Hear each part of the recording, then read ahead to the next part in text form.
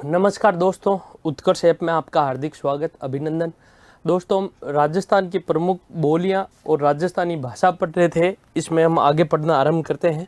आगे जो भाषा है उस भाषा का नाम है ढूंढाड़ी भाषा। जो भाषा है उस भाषा का नाम क्या है? ढूंढाड़ी भाषा। देखिएगा, जो ढूंढाड़ी भाषा है वो ढूंढाड़ी भाषा कहाँ बोली जाती है ना। ढूंढाड़ी भाषा का इतिहास क्या है? तो सबसे पहले यदि हम बात करें इस ढूंढाड़ी भाषा का क्षेत्र, है ना, इस जोधपुर जयपुर जिले के आसपास या जयपुर के आसपास के क्षेत्रों में, आसपास के क्षेत्रों में, जयपुर के आसपास के क्षेत्रों में जो भाषा बोली जाती है उस भाषा का नाम क्या है? याद रखिएगा, ढूंढाड़ी भाषा है ना। जो ढूंढाड़ी भाषा है, ये ढूंढाड़ी भाषा कहाँ बोली जाती है? तो याद रखिएगा, ये जो भाषा है वो भाषा याद रखिएगा जयपुर के आसपास के क्षेत्रों में बोली जाती है। इसके अलावा यदि हम बात करें तो ये टोंक में बोली जाती है ना। अजमेर मेरवाड़ा प्रांत जो केंद्र शासित प्रदेश था, अजमेर में बोली जाती है। जयपुर के कुछ भागों में, जयपुर दौसा के कुछ भागों में बोली जाती है और जयपुर जिले में ये भाषा बोली जाती है। इस भाषा का जो नाम है वो नाम क्या है? याद रखिएगा, ढूंढाड़ी। अब देखिएगा, ढूंढाड़ी जो भाषा है, ढूंढाड़ी भाषा के याद रखिएगा, है ना, इसका जो सर्वप्रथम उल्लेख मिलता है, एक तो याद रखिएगा इस भाषा का उपनाम क्या है। इसे जयपुरी या जाड़साई बोली भी कहा जाता है। इस बोली को जयपुरी व जाड़शाही, जयपुरी व जाड़शाही भाषा भी कहा जाता है। भाषा, इस बोली का जो उपनाम है वो उपनाम क्या क्या है? याद रखिएगा, इस बोली का उपनामों के अंतर्गत यदि हम बात करें तो इसे जयपुरी कहा जाता है। क्या कहा जाता है? जयपुरी। और इसे क्या कहा जाता है? जाड़शाही कहा जाता है। इसे जयपुरी कहा जाता है, ये इसे क्या कहा जाता है? जाड़शाही। ये इस बोली के क्या नाम है? उपनाम है। इसका जो सबसे प्राचीनतम प्रमाण मिलता है, वो सबसे प्राचीनतम प्रमाण कहाँ मिलता है? सबसे प्राचीनतम प्रमाण, सबसे प्राचीनतम प्रमाण है, इस बोली का जो सबसे प्राचीनतम प्रमाण मिलता है वो सबसे प्राचीनतम प्रमाण कहाँ मिलता है ना? 18वीं सदी के 8-10 गुजरी, 18वीं सदी के 8-10 गुजरी ग्रंथ का नाम है। 8-10 गुजरी नामक ग्रंथ में, नामक ग्रंथ में इसका प्रमाण मिलता है। इसका सबसे प्राचीनतम प्रमाण मिलता है।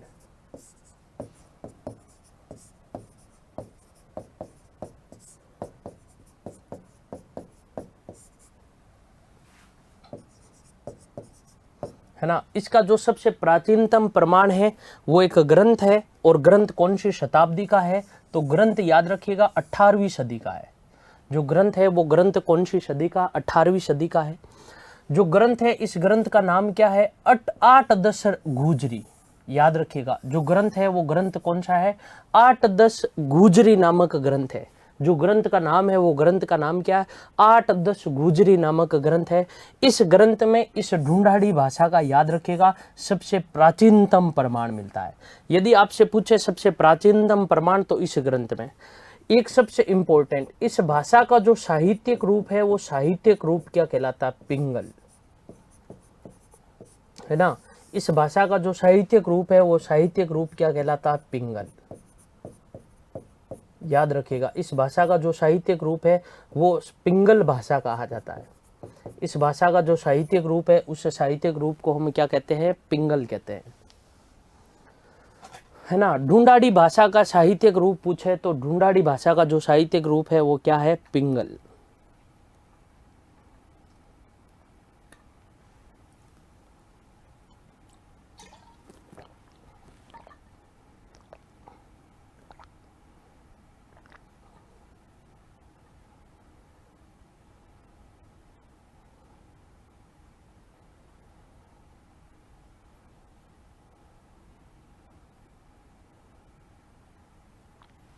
याद रखिएगा जो भाषा है उस भाषा का नाम क्या है, ढूंढाड़ी भाषा। ढूंढाड़ी भाषा का जो सबसे प्राचीनतम प्रमाण मिलता है वो 18वीं सदी का जो ग्रंथ है 8-10 गुजरी उसमें मिलता है। इस भाषा का जो साहित्यिक रूप है वो साहित्यिक रूप क्या कहलाता है, पिंगल, है ना। जो साहित्यिक रूप है वो साहित्यिक रूप क्या कहलाता है, पिंगल कहलाता है। इस भाषा का जो साहित्यिक रूप है वो साहित्यिक रूप क्या कहलाता है, पिंगल कहलाता है। जो ढूंढाड़ी भाषा है, इस ढूंढाड़ी भाषा का यदि आपसे क्षेत्र पूछे तो क्षेत्र कौन सा है, इसका जो शुद्ध क्षेत्र मिलता है वो जयपुर के आसपास के भागों में शुद्ध क्षेत्र देखने को मिलता है। यदि अन्य क्षेत्रों में पूछे तो जयपुर के आसपास के जो जिले हैं, जैसे हम बात करें टोंक है, दौसा है, अजमेर है, यहाँ पर जो भाषा देखने को मिलती है वो भाषा देखने को कौन सी मिलती है, याद रखिएगा ढूंढाड़ी भाषा देखने को मिलती है। इस पर गुजराती, मारवाड़ी और ब्रज भाषा का, याद रखिएगा, है ना, इनका है ना प्रभाव मिलता है, गुजराती, मारवाड़ी और ब्रज भाषा का प्रभाव। इसका उपनामों की बात करें जयपुरी या जाड़साई, है ना, जाड़साई सिक्का भी चला था, आपको पता हो तो जयपुर में जो सिक्का चलता है उसे जाड़साई सिक्का कहा जाता है, जो बोली है उसे जाड़साई कहा जाता है।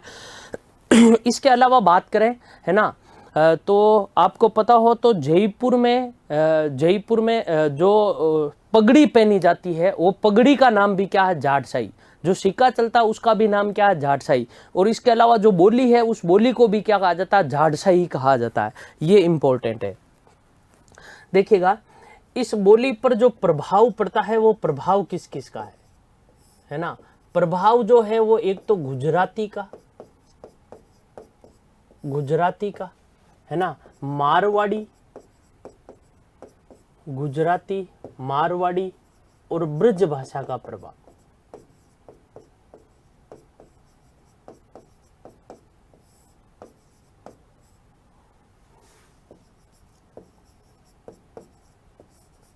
और किसका प्रभाव, ब्रज भाषा का प्रभाव।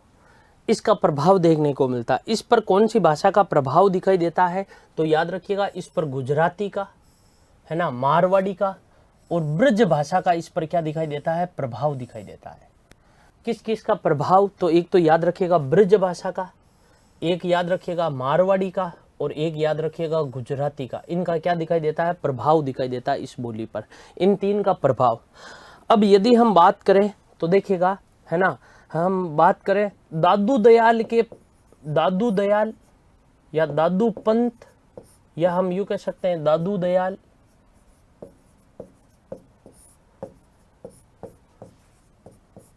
दादू पंत के तथा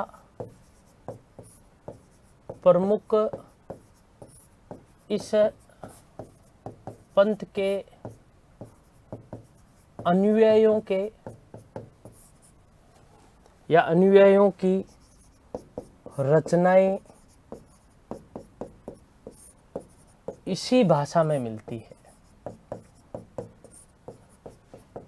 इसी भाषा में मिलती है, इसी भाषा में मिलती है। कौन सी भाषा में, याद रखिएगा दादू पंत में, है ना। दादू पंत या दादू दयाल जी तथा दादू दयाल जी के जो प्रमुख शिष्य हुए हैं उनके शिष्यों की जो रचनाएं हैं वो इसी भाषा में मिलती है। और आपको पता हो तो संत दादू दयाल जी ने उपदेश, संत दादू दयाल जी ने उपदेश इसी भाषा में दिए हैं। संत दादू दयाल जी ने उपदेश इसी भाषा में दिए हैं, है ना। संत दादू दयाल जी ने जो उपदेश है वो इसी भाषा में दिए हैं।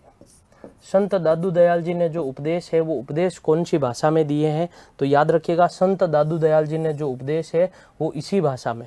कौन सी भाषा में दिए हैं, यदि भाषा का नाम पूछे तो याद रखिएगा ढूंढाड़ी भाषा में। संत दादू दयाल जी के जो उपदेश है वो कौन सी भाषा में है, तो याद रखिएगा ढूंढाड़ी भाषा में। तो जो ढूंढाड़ी भाषा है, ढूंढाड़ी भाषा को देखिएगा, जो ढूंढाड़ी भाषा है ना, इस भाषा का जो क्षेत्र है वो जयपुर के आसपास के क्षेत्रों में बोली जाती है।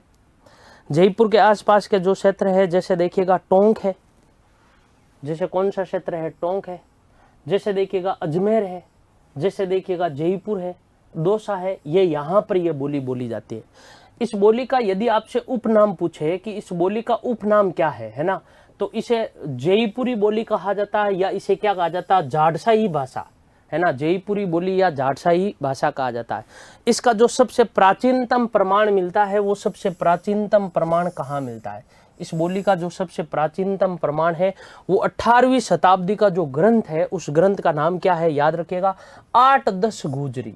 ग्रंथ का जो नाम है वो ग्रंथ का नाम क्या, 8-10 गुजरी नामक ग्रंथ में इसका याद रखिएगा सबसे प्राचीनतम प्रमाण मिलता है, सबसे प्राचीनतम प्रमाण। इस भाषा का जो साहित्यिक रूप है, इंपॉर्टेंट एक ये भी याद रखिएगा, इस भाषा का जो साहित्यिक रूप है वो साहित्यिक रूप क्या कहलाता है, पिंगल, है ना, पूछा जा सकता है आपसे, है ना। एक तो डिंगल होता है, एक तो पूछा जाता है डिंगल क्या होता है। मारवाड़ी भाषा का जो साहित्यिक रूप है उसे डिंगल कहा जाता है, और एक जो ढूंढाड़ी भाषा, याद रखिएगा, ढूंढाड़ी भाषा और एक ब्रज भाषा, इसका जो साहित्यिक रूप होता है उस साहित्यिक रूप को क्या कहा जाता है, पिंगल कहा जाता है। तो इसका जो साहित्यिक रूप है वो क्या कहलाता है, पिंगल कहलाता है। इस भाषा के प्रभाव की बात करें, है ना, इस पर प्रभाव किस किस का पड़ा, तो इस पर जो प्रभाव पड़ा, एक तो गुजराती भाषा का प्रभाव पड़ा, मारवाड़ी भाषा का प्रभाव दिखाई देता, और ब्रज भाषा का, इन तीनों का इस पर क्या दिखाई देता, प्रभाव। संत दादू दयाल जी ने जिस पंथ की स्थापना की थी उस पंथ का नाम क्या है, दादू पंथ। और दादू पंथ के जितने भी अनुयायी हैं, चाहे हम बात करें रजबदास जी की, चाहे हम बात करें सुंदरदास जी की, इनके जितने भी जो ग्रंथ है वो ग्रंथ इसी भाषा में रचित है।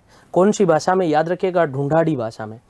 और संत दादू दयाल जी ने जो उपदेश दिए, पूछा जा सकता है ना, संत दादू दयाल जी ने जो उपदेश दिए हैं वो उपदेश कौन सी भाषा में दिए हैं, ये प्रश्न पूछ रखा है, ढूंढाड़ी भाषा में, इसी भाषा में। इसी भाषा का मतलब कौन सी भाषा में, याद रखिएगा, ढूंढाड़ी भाषा,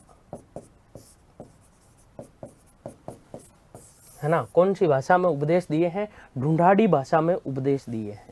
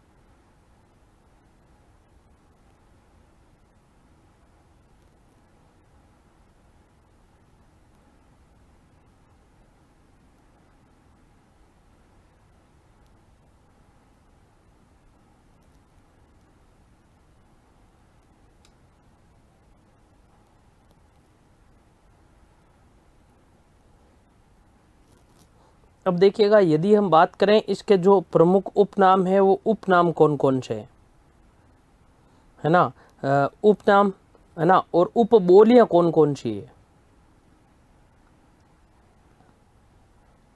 किसकी उपबोलियां, जयपुरी जो भाषा है उस जयपुरी भाषा की प्रमुख या मुख्य रूप से जो उपबोलियां हैं वो उपबोलियां कौन कौन सी है। जैसे हम बात करें हाड़ौती की, तोरावाटी की, है ना, ये सारी की सारी जो है वो उपबोलियां हैं। और उपबोलियां है किसकी, याद रखिएगा, ढूंढाड़ी भाषा की प्रमुख या मुख्य रूप से उपबोलियां हैं।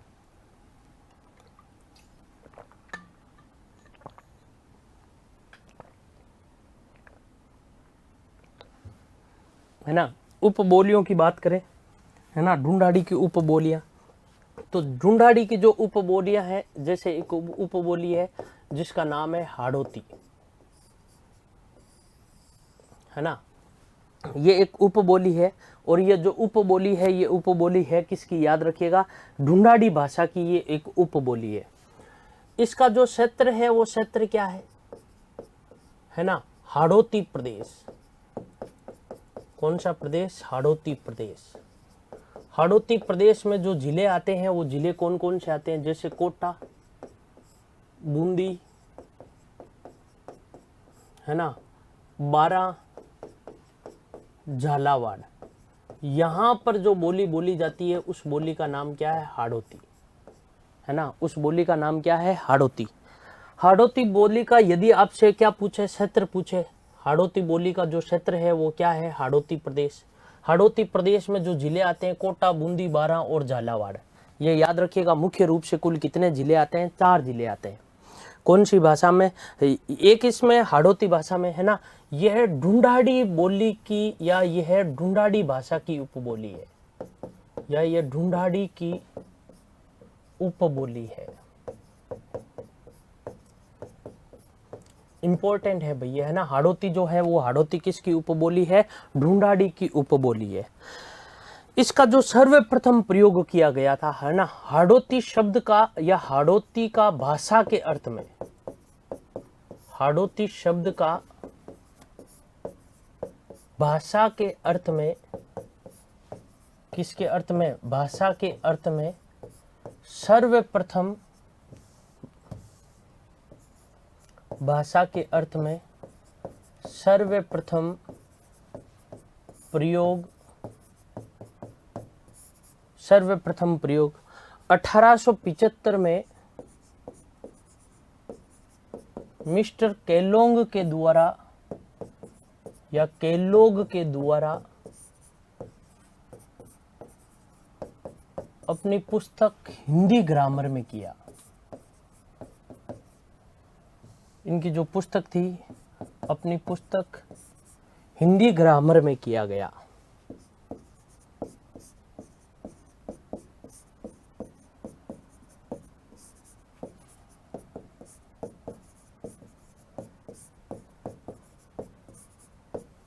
अपनी पुस्तक याद रखिएगा किसमें, हिंदी ग्रामर में किया गया, है ना। भाषा के अर्थ में सर्वप्रथम हाड़ौती शब्द का प्रयोग, है ना, या हाड़ौती का भाषा के अर्थ में जो सर्वप्रथम प्रयोग किया गया था, वो प्रयोग, है ना, सर्वप्रथम जो प्रयोग किया गया था वो किसके द्वारा, केलोंग के द्वारा। किसके अर्थ में, याद रखिएगा, भाषा के अर्थ में इसका प्रयोग किया गया। एक इसमें याद रखिएगा, कवि सूर्यमल मिश्रण की रचनाएं, कवि सूर्यमल मिश्रण की प्रमुख रचनाएं या प्रमुख पद रचनाएं इसी भाषा में है, इसी भाषा में है। कौन सी भाषा में है, याद रखिएगा, है ना, हाड़ौती भाषा में। किसकी, याद रखिएगा, कवि सूर्यमल मिश्रण। कौन, कवि सूर्यमल मिश्रण। कवि सूर्यमल मिश्रण के जो प्रमुख पद है, हम बात करें कवि सूर्यमल मिश्रण के जो प्रमुख पद है, कवि सूर्यमल मिश्रण की जो प्रमुख रचनाएं हैं, है ना, प्रमुख पद है, प्रमुख रचनाएं हैं, जो कौन सी भाषा में है, याद रखिएगा, है ना, हाड़ौती भाषा में है ना। हाड़ौती भाषा के बारे में आपको ये जानकारी याद रखनी है। हाड़ौती भाषा का जो, याद रखिएगा, कौन सी भाषा, हाड़ौती भाषा। हाड़ौती भाषा एक तो उपबोली है, जो उपबोली किसकी है ना, और जो जॉर्ज अब्राहम ग्रियर्सन थे, उन्होंने भी अपनी ग्रंथ में हाड़ौती भाषा को बोली के रूप में मान्यता दी थी। एक इंपॉर्टेंट लाइन ये भी याद रखिएगा, है ना, किसने, जॉर्ज अब्राहम ग्रियर्सन ने, है ना, जॉर्ज अब्राहम ग्रियर्सन ने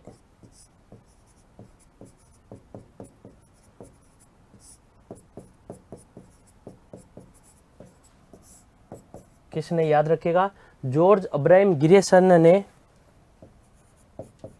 इसे या हाड़ौती बोली को या अपने ग्रंथ में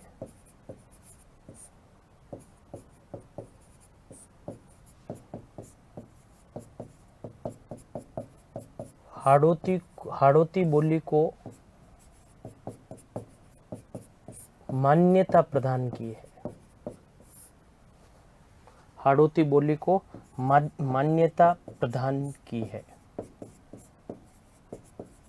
मान्यता प्रदान की है, सबसे इम्पोर्टेंट है ना। सबसे पहले किसने, मिस्टर केलोग के द्वारा, और मिस्टर केलोग के बाद इसको जो मान्यता प्रदान की है वो मान्यता प्रदान किसने की थी, the linguistic survey of India, है ना। जो ग्रंथ है वो ग्रंथ किसके द्वारा लिखा गया था, जॉर्ज अब्राहम ग्रियर्सन के द्वारा लिखा गया था। जॉर्ज अब्राहम ग्रियर्सन ने इस ग्रंथ में, याद रखेगा, इस भाषा को मान्यता प्रदान की है। इसके अलावा जो एक उसकी उपबोली है जिसे हम क्या बोलते हैं, तोरावाटी कहते हैं, ये भी इसी की उपबोली है, ढूंढाड़ी की उपबोली है।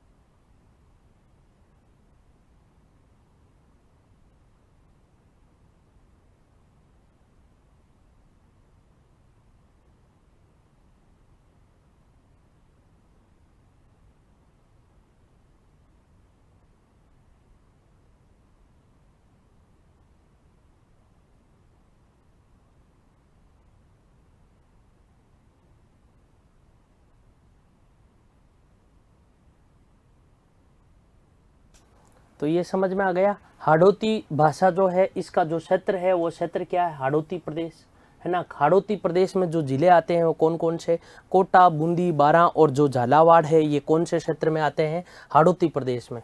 हाड़ौती जो बोली है वो, याद रखिएगा, ढूंढाड़ी की प्रमुख उपबोली है ना। भाषा के अर्थ में इसका जो सर्वप्रथम प्रयोग किया गया था वो मिस्टर केलोग के द्वारा किया गया था, भाषा के अर्थ में सर्वप्रथम प्रयोग।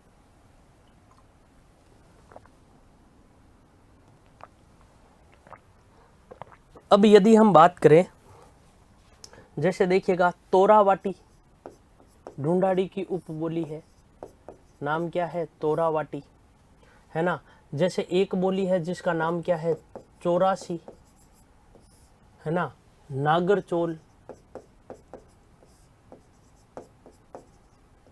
और राजावाटी,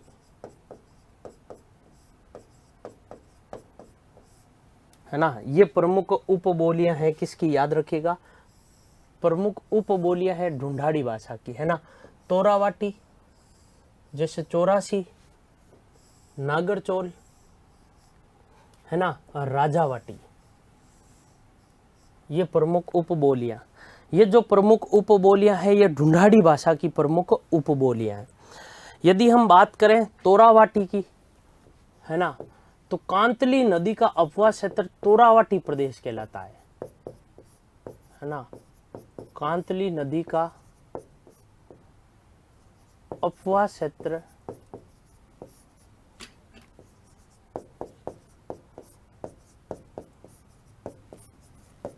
तोरावाटी क्षेत्र कहलाता है, तोरावाटी कहलाता है, तोरावाटी कहलाता है। कौन सी नदी का, याद रखिएगा, कांतली नदी का, है ना। तो कांतली नदी का जो अपवाह क्षेत्र है वो अपवाह क्षेत्र क्या कहलाता है, तोरावाटी कहलाता है। और उस क्षेत्र में जो बोली बोली जाती है उस बोली का नाम क्या है, तोरावाटी है। जैसे ये झुंझुनू के दक्षिणी भाग और सीकर जिले के पूर्वी व दक्षिणी पूर्वी भाग में बोली जाती है। इसका यदि आपसे पूछ ले क्षेत्र, इस बोली का क्या पूछ ले, इस बोली का यदि आपसे पूछ ले क्षेत्र, इस बोली का जो क्षेत्र है वो क्षेत्र क्या है ना, झुंझुनू का दक्षिणी भाग,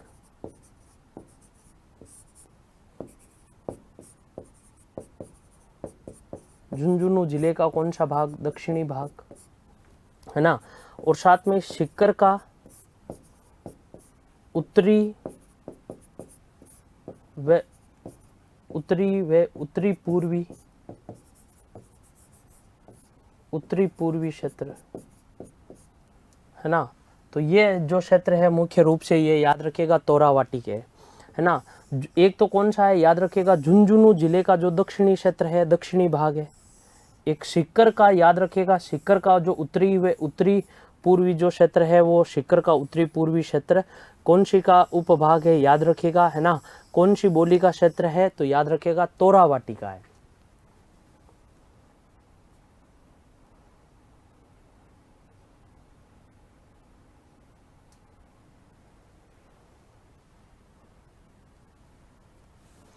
अब यदि हम बात करें, है ना, 84 की, 84 जो बोली बोली जाती है ये कहाँ पर बोली जाती है? 84 बोली, है ना, जयपुर का दक्षिणी पश्चिमी क्षेत्र, जयपुर के दक्षिणी पश्चिमी भाग, दक्षिणी पश्चिमी भाग तथा टोंक के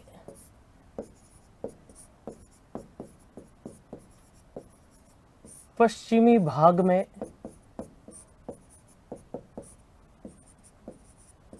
यह बोली या यह भाषा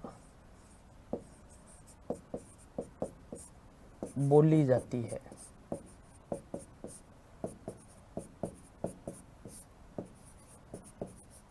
यह भाषा बोली जाती है। कहाँ पर बोली जाती है? याद रखिएगा, है ना, जयपुर के दक्षिणी पूर्वी, है ना, दक्षिणी पश्चिमी, है ना, और जो टोंक जिला है, इस टोंक जिले के, याद रखिएगा, पश्चिमी भाग में जो बोली बोली जाती है उस बोली का नाम क्या है? याद रखिएगा, 84, है ना। जयपुर का दक्षिणी पश्चिमी जो भाग है वहां पर बोली जाती है। और साथ में याद रखिएगा टोंक जिले का, है ना, प्रश्न पूछा जा सकता है ना, टोंक जिले की जो बोली है वो टोंक जिले के क्षेत्र में जो बोली बोली जाती है उस बोली का जो नाम है, उस बोली का नाम क्या है? याद रखिएगा, 84 है। यदि हम बात करें नागरचौल, तो ये टोंक के दक्षिणी पूर्वी भाग में और सवाई माधोपुर के पश्चिमी भाग में, है ना, सवाई माधोपुर के पश्चिमी भाग में,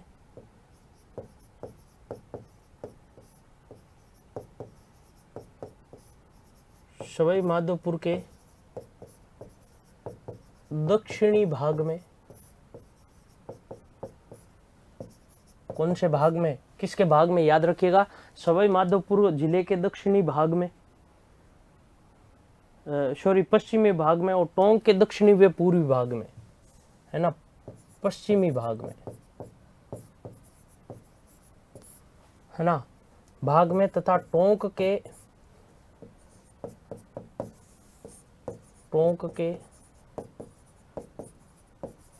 दक्षिणी पश्चिमी भाग में,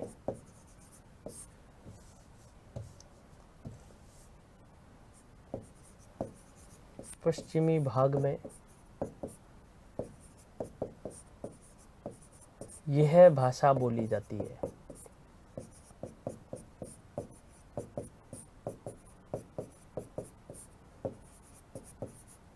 कौन सी भाषा बोली जाती है? याद रखिएगा, नागरचौल।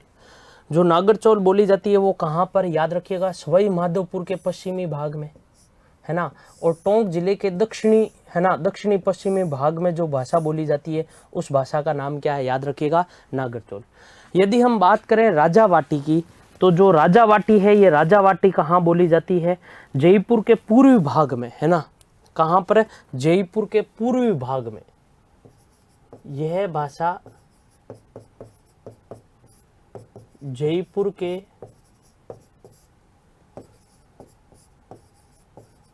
पूर्वी भाग में बोली जाती है।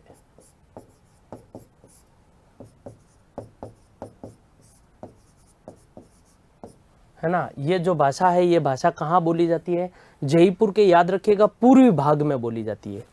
जयपुर के पूर्वी भाग में जो भाषा बोली जाती है ये भाषा कौन सी बोली जाती है? ये भाषा जयपुर के, याद रखिएगा, पूर्वी भाग में। कौन से भाग में? पूर्वी भाग में। पूर्वी भाग में ये भाषा बोली जाती है। कौन सी? राजावाटी। तो ये जो प्रमुख बोलियां थी, ये प्रमुख बोलियां किसकी उप बोलियां हैं? याद रखिएगा, ये जो प्रमुख बोलियां हैं ये प्रमुख बोलियां, है ना, जो ढूंढाड़ी भाषा है, ढूंढाड़ी भाषा की प्रमुख बोलियां। यदि आपसे पूछे ना ढूंढाड़ी भाषा की प्रमुख बोलियां कौन कौन सी है, तो ये मुख्य रूप से ढूंढाड़ी भाषा की प्रमुख बोलियां हैं।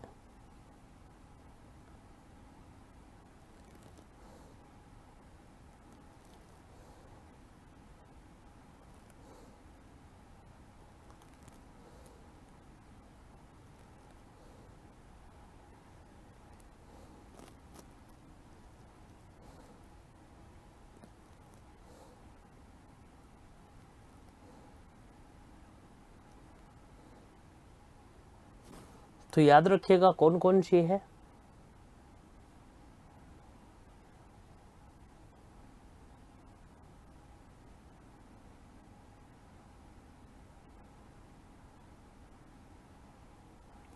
जैसे तोरावाटी हो गई, चौरासी हो गई, नागरचौल हो गई, है ना, राजावाटी हो गई।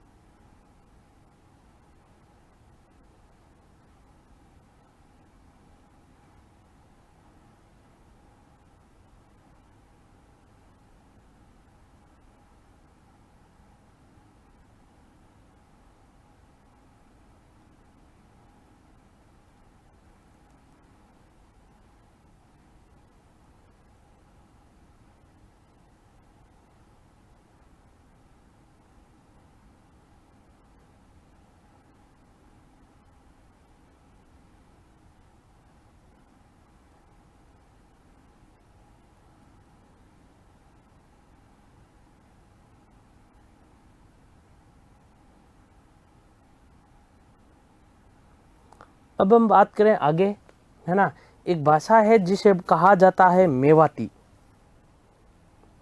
है ना, एक भाषा है जिसे क्या कहा जाता है, मेवाती भाषा कहा जाता है। इसी के साथ जो ढूंढाड़ी भाषा है, ढूंढाड़ी भाषा समाप्त। एक भाषा है जिसे क्या कहा जाता है, याद रखिएगा, मेवाती भाषा कहा जाता है। बोली का जो नाम है वो बोली का नाम क्या है, मेवाती बोली। देखिएगा, जो मेवाती बोली है, ये मेवाती बोली बोली कहाँ जाती है, ये मेवात क्षेत्र में बोली जाने के कारण इस बोली का जो नाम पड़ा है वो नाम क्या पड़ा है, मेवाती बोली, है ना। ये जो बोली है, ये बोली कहाँ बोली जाती है, सबसे पहले यह बोली मेवात क्षेत्र में बोली जाती है, मेवात क्षेत्र में बोली जाती है। कौन से क्षेत्र में बोली जाती है, तो यह याद रखिएगा, ये जो बोली है ये बोली कौन से क्षेत्र में बोली जाती है, मेवात क्षेत्र में। जो मेवात क्षेत्र है वो मेवात क्षेत्र में कौन कौन से जिले आते हैं, याद रखिएगा, मेवात क्षेत्र में जो जिले आते हैं वो जिले कौन कौन से आते हैं।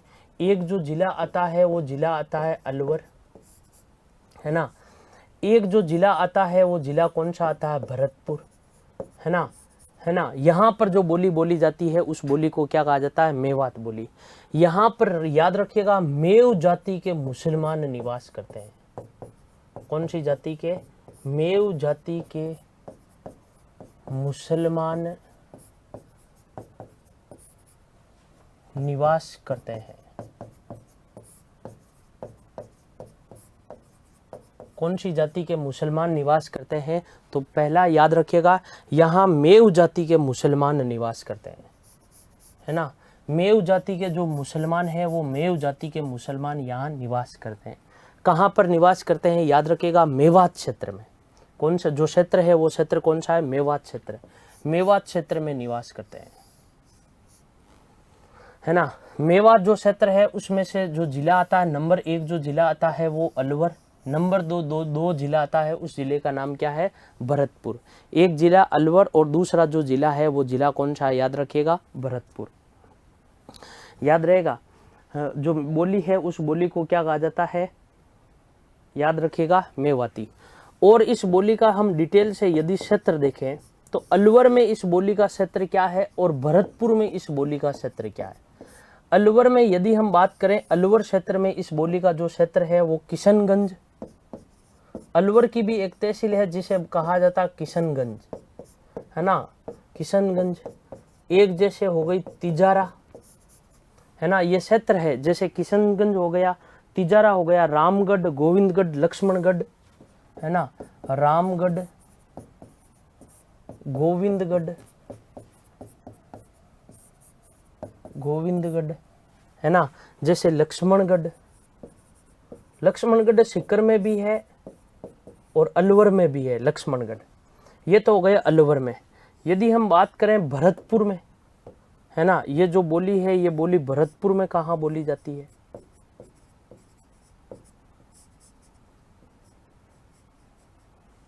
ना। एक तो ये हो गया अलवर, और ये बोली जो है वो बोली भरतपुर में कहाँ बोली जाती है ना। तो कामा, डीग व नगर, है ना, तीन मुख्य रूप से। एक जो है उसे बोलते हैं कामा, है ना, डीग, एक नगर। ये यहाँ पर जो बोली जाती है वो कहाँ पर बोली जाती है, याद रखिएगा, भरतपुर में बोली जाती है। जो भाषा है वो भाषा कौन सी है, याद रखिएगा, मेवाती भाषा।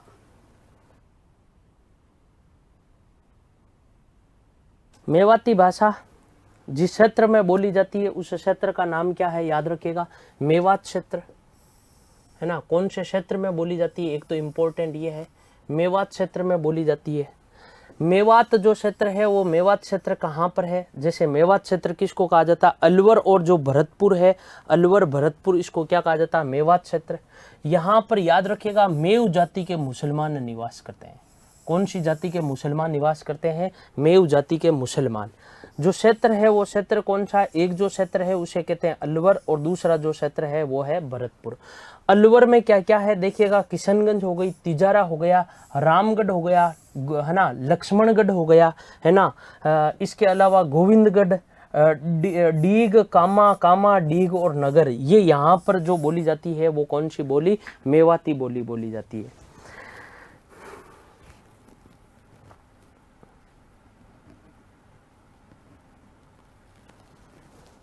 है ना। इसके अलावा हम बात करें तो देखिएगा, लालदासी और चरणदासी संप्रदायों,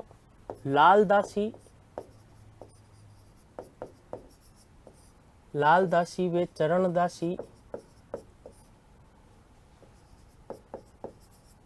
संतों का साहित्य,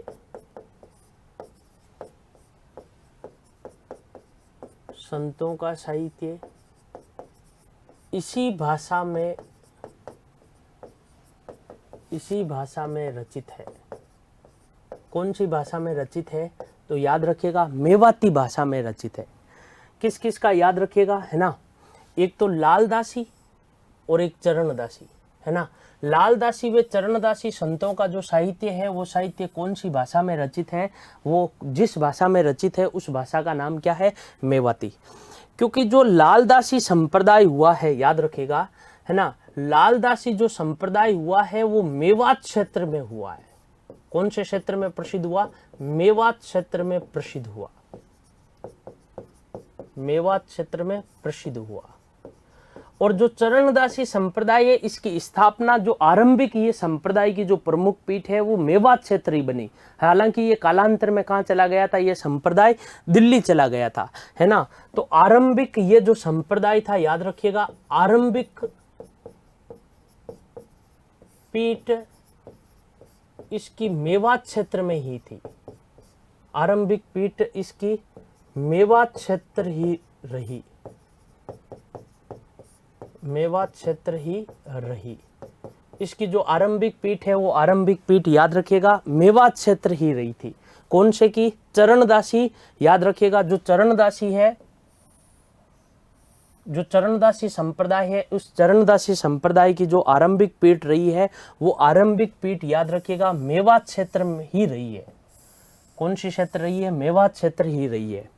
और जो लालदासी है, इस लालदासी संप्रदाय प्रसिद्धि कहाँ हुआ था, मेवात क्षेत्र में हुआ था, है ना। चरणदास जी की दो शिष्य थी, आपको पता हो तो, है ना, किसकी, चरणदास जी की दो प्रमुख शिष्या, दो शिष्या, है ना। एक का जो नाम था वो सहजोबाई था। कौन सी बाई, सहजोबाई। और दूसरी का जो नाम था वो क्या नाम था, याद रखिएगा, दयाबाई। एक का जो नाम था वो सहजोबाई और दूसरी का जो नाम था वो, दूसरी का नाम क्या था, दयाबाई। सहजोबाई ने दो ग्रंथ लिखे थे, आपको पता हो तो, सहज प्रकाश और सोलह तिथि। एक जो ग्रंथ लिखा उसका नाम सहज प्रकाश, दूसरा जो ग्रंथ लिखा था उसका नाम क्या था, सोलह तिथि। सहज प्रकाश और सोलह तिथि, ये जो दो ग्रंथ लिखे गए थे वो दो ग्रंथ, है ना, सहजोबाई के द्वारा लिखे गए। दयाबाई के द्वारा दो ग्रंथ लिखे गए। एक जो ग्रंथ था उसका नाम था दयाबोध और दूसरा जो ग्रंथ था उसका नाम था विनय मल्लिका, विनय मल्लिका। एक जो ग्रंथ था उस ग्रंथ का नाम क्या था, याद रखिएगा। एक जो ग्रंथ है उस ग्रंथ का नाम क्या था, है ना। सहजोबाई के द्वारा 2 ग्रंथ लिखे गए, सहज प्रकाश और शोले थी। दयाबाई के द्वारा 2 ग्रंथ लिखे गए, है ना, दया बोध और विनय मल्लिका। चरणदास जी की याद रखिएगा, ये दोनों कौन थी, शिष्याएं थी, दोनों शिष्याएं थी। अब देखिएगा ये जो चारों ग्रंथ है वो देखिएगा, है ना, ये जो चारों ग्रंथ है ये चारों ग्रंथ याद रखिएगा मेवाती भाषा में रचित है। यह ग्रंथ मेवाती भाषा में रचित है। ये जो ग्रंथ है वो ग्रंथ याद रखिएगा मेवाती भाषा में रचित है।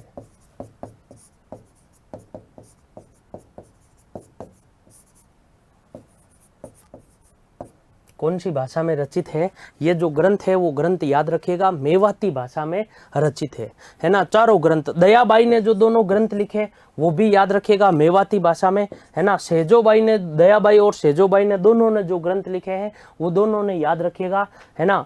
दोनों ने जो ग्रंथ लिखे हैं वो दोनों ने ग्रंथ जिस भाषा में लिखे हैं उस भाषा का नाम क्या है, मेवाती भाषा है।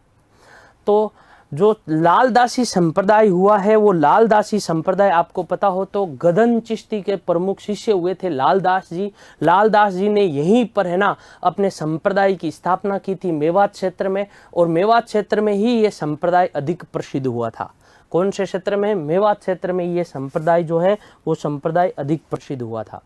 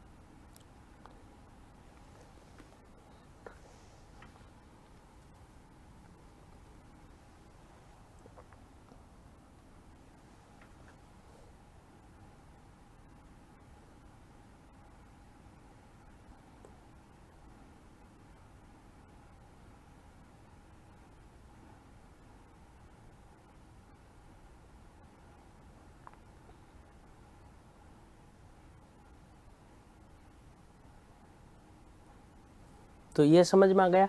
इसके अलावा हम बात करें यदि मेवाती भाषा की, तो जो मेवाती भाषा है वो एक तो याद रखिएगा पश्चिमी हिंदी और राजस्थानी के मध्य सेतु का कार्य करती है ना। जो मेवाती भाषा है,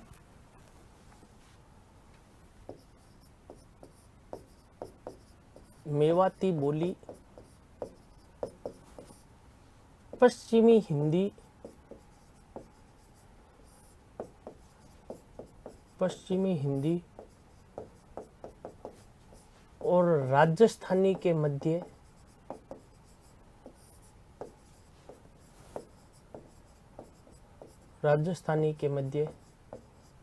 सेतु का कार्य करती है।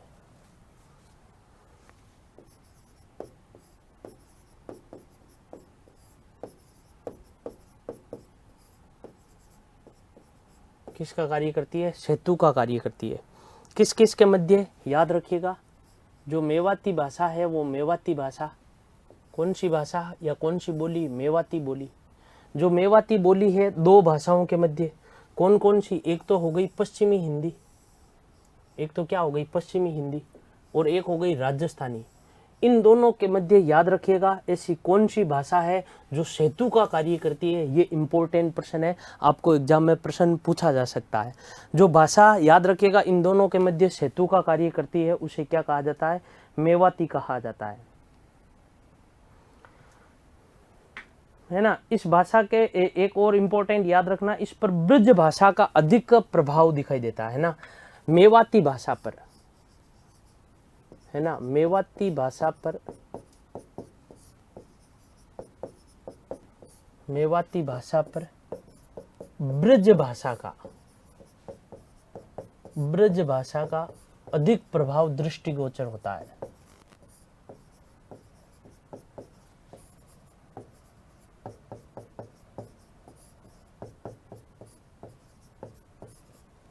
अधिक प्रभाव दृष्टिगोचर होता है।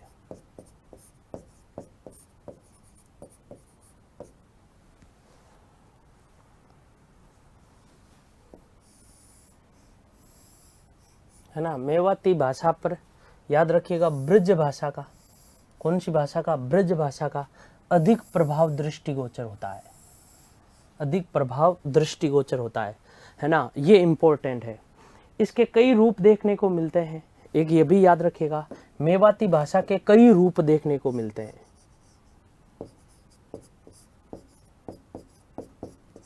मेवाती भाषा के कई रूप देखने को मिलते हैं।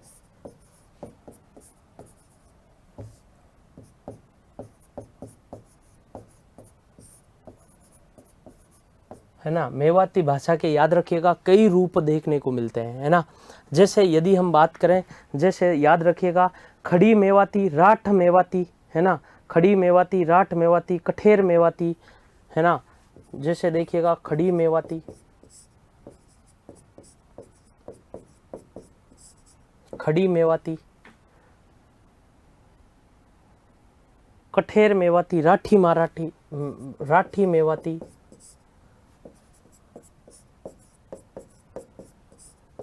कठेर मेवाती, भयाना मेवाती, भयाना मेवाती, ये अनेक इस बोली के अनेक रूप देखने को मिलते हैं, है ना। बिगोती मेवाती, ब्राह्मण मेवाती, बिगोती मेवाती, है ना, ब्राह्मण मेवाती,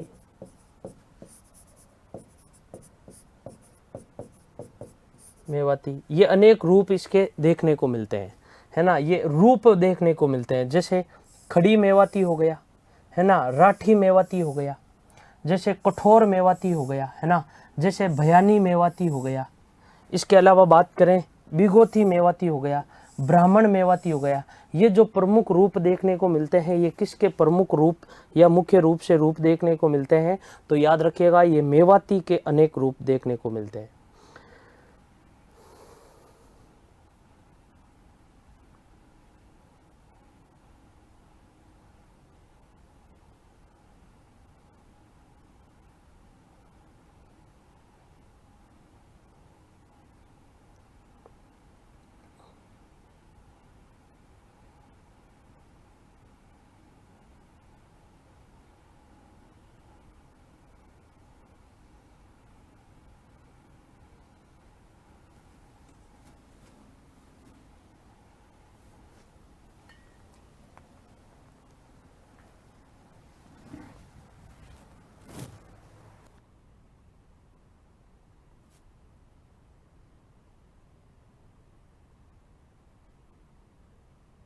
तो देखिएगा मेवाती जो बोली है किसके मध्य सेतु का कार्य करती है, इंपॉर्टेंट है।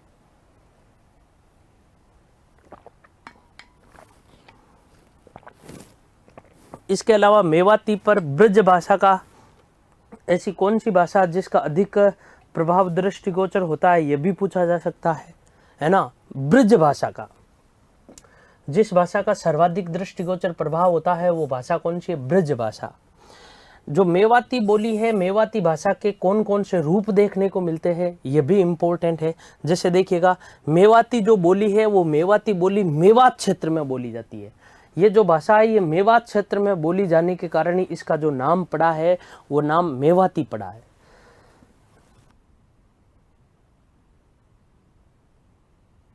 मेवात क्षेत्र में मुख्य रूप से जो जिले आते हैं वो दो जिले आते हैं। एक जिला जो आता है वो अलवर आता है और दूसरा जो जिला आता है वो भरतपुर आता है ना।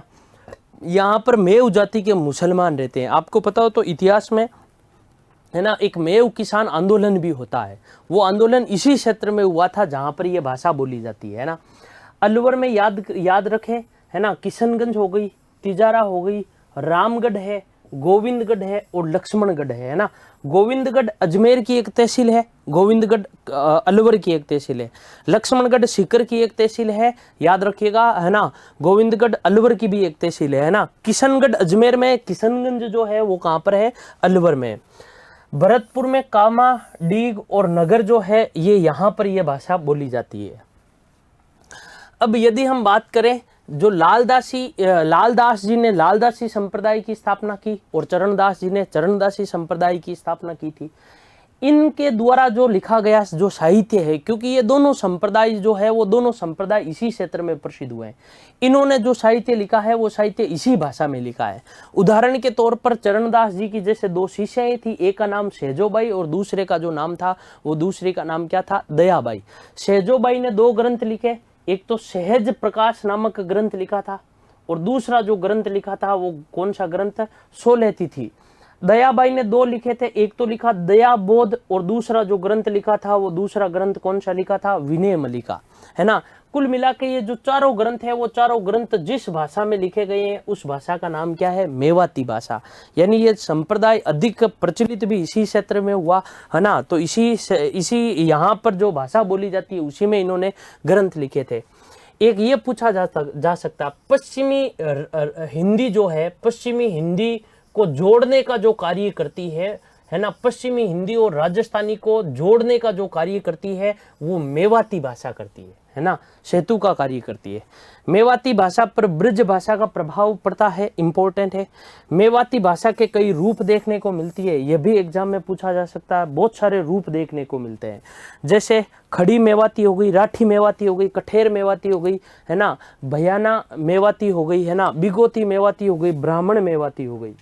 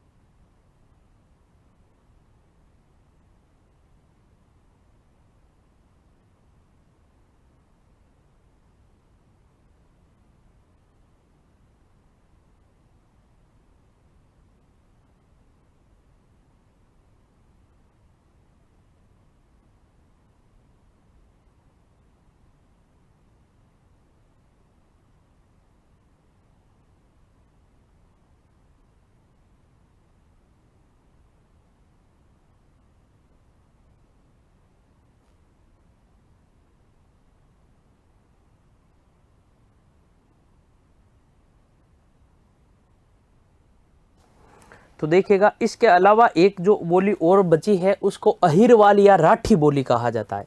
एक बोली है जिसे क्या कहा जाता है, अहिरवाल, या इसे कहा जाता अहिरवाटी, या इससे एक उपबोली इसका राठी भी है, इसे हीरवाल भी कहा जाता है, हीरवाल।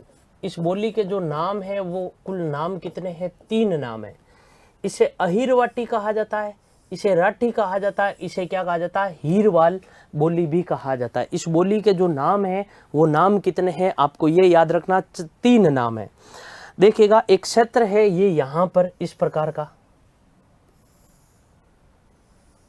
इस प्रकार का ये जो क्षेत्र है ये यहाँ पर देखिएगा, है ना, यहाँ पर इस प्रकार का जो क्षेत्र है वो ये यहाँ पर, है ना, राजस्थान में जो क्षेत्र है वो ये यहाँ पर जो क्षेत्र आता है उस क्षेत्र को है ना, क्या राठ क्षेत्र के नाम से जानते हैं। कौन से क्षेत्र के नाम से, राठ क्षेत्र के नाम से जानते हैं। ये वाला जो क्षेत्र है ना, इस क्षेत्र को राठ क्षेत्र के नाम से जानते हैं ना। तो ये जो भूभाग है, इस भूभाग में याद रखिएगा, एक तो आता है अलवर, अलवर की 2 तहसीलें, एक तो मुंडावर और एक जो आती है वो आती है बहरोड, है ना। एक तो मुंडावर और दूसरी कौन सी, बहरोड। एक यहां पर इस क्षेत्र में आती है जयपुर की तहसील जिसे कहा जाता है कोटपुतली। जयपुर की एक आती है जिसे क्या कहा जाता है, कोटपुतली। क्या कहा जाता है, कोटपुतली कहा जाता है। एक तो अलवर हो गया, देखिएगा, एक तो क्या हो गई, अलवर की दो तहसीलें मुंडावर और बहरोड। जयपुर की जो है वो याद रखिएगा कौन सी हो गई, कोटपुतली। इसके यदि ऊपर चले हम तो ऊपर चलने पर यहां पर जो क्षेत्र आएगा वो आएगा हरियाणा, हरियाणा। और इसके यदि हम नीचे चले तो यहां पर जो क्षेत्र आएगा वो क्षेत्र आएगा मेवात क्षेत्र। कौन सा क्षेत्र, मेवात क्षेत्र। मेवात में जो बोली बोली जाती है उस बोली का नाम क्या है, मेवात बोली। कौन सी बोली, मेवात बोली। और हरियाणा में जो बोली बोली जाती है यहां पर उसको कहा जाता है बांगरू बोली। कौन सी बोली, बांगरू बोली। हरियाणा की जो बोली है उसको क्या कहा जाता है, बांगरू बोली।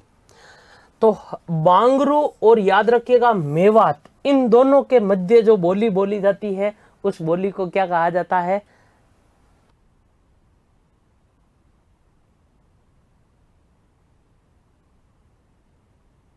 देखिएगा बांगरू और मेवाती के मध्य जो बोली बोली जाती है उस बोली को क्या कहा जाता है, अहीरवाहल या अहीरवाटी बोली, अहीरवाटी बोली। इस क्षेत्र का एक उपनाम भी है ना, इस क्षेत्र का एक उपनाम भी है। ये जो क्षेत्र है ना, ये वाला क्षेत्र, इसको राठ क्षेत्र भी कहा जाता है। कौन सा क्षेत्र, राठ क्षेत्र। यहाँ हीरवाल जाति निवास करती है। कौन सी जाति, हीरवाल जाति निवास करती है। कौन सी जाति निवास करती है, तो याद रखिएगा हीरवाल जाति निवास करती है। इसी कारण इसका जो नाम पड़ा वो हीरवाटी पड़ा है या हीरवाल पड़ा है।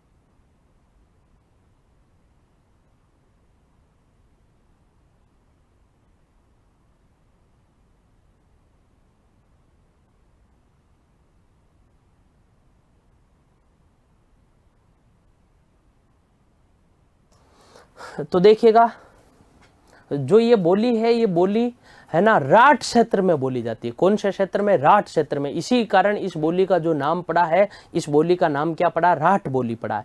राठ क्षेत्र में बोली जाने के कारण इस बोली का जो नाम पड़ा है वो राठ बोली पड़ा है।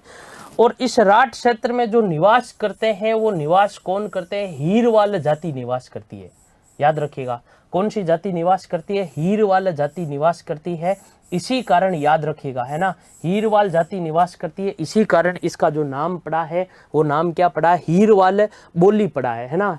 हीरवाल जाति के द्वारा ये बोली बोली जाती है, इसी कारण इसका जो नाम पड़ा वो हीरवाल पड़ा है ना। राठ क्षेत्र में बोली जाने के कारण इसका जो नाम पड़ा है वो नाम क्या पड़ा, राठ क्षेत्र। और किन दो बोलियों के मध्य बोली जाती है, तो हरियाणा की बांगरू और मेवात, राजस्थान की मेवाती बोली के मध्य, है ना।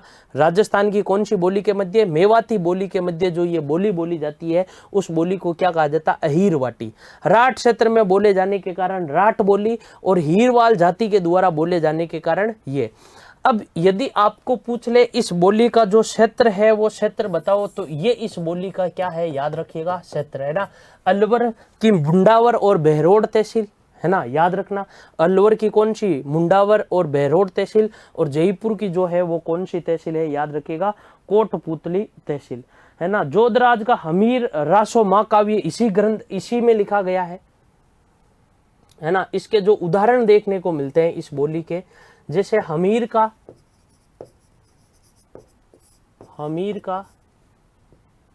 है ना, जोधराज का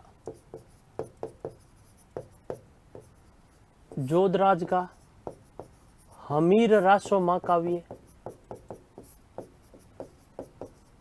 हमीर रासो महाकाव्य एवं, है ना, अलीबख्श ख्याल नाट्य,